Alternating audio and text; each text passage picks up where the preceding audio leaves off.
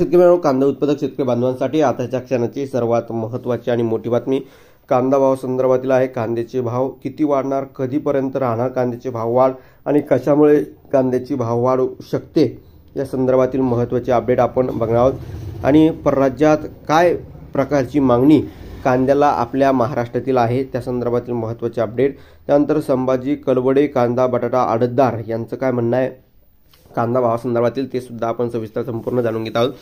स्क्रीनवर बघू शकता संभाजी कलवडे कांदा बटाटा आडतदार यांचं काय म्हणणं आहे तर बघू शकता। चाकण बाजारात लगलच्या जिल्ह्यातील नवीन कांद्याची आवक सुरू झाली आहे।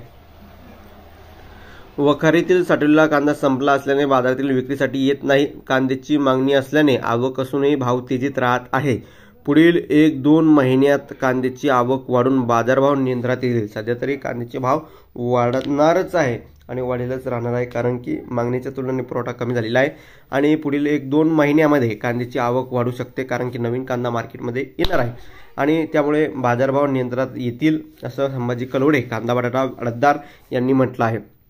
त्यानंतर परराज्यातून मागणी कांद्याला तमिळनाडू, आंध्र प्रदेश आणि केरळ या राज्यातून मागणी होत असल्याचं मार्केट यार्डातून कांदा दक्षिण भारतात जात आहे।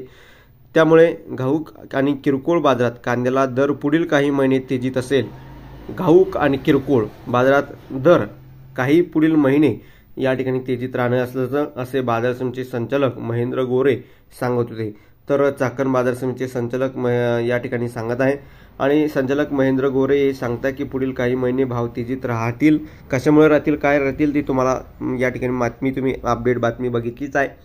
धन्यवाद। जास्तीत जास्त शेअर आणि सबस्क्राईब करा आणि आपल्या मित्रपरिवारापर्यंत आपल्या शेतकरी बांधवांपर्यंत हा व्हिडिओ नक्की शेअर करा। व्हॉट्सअप, फेसबुक, सोशल मीडियाच्या माध्यमातून नक्कीच बातमी शेअर करायला विसरू नका आणि धन्यवाद मित्रांनो।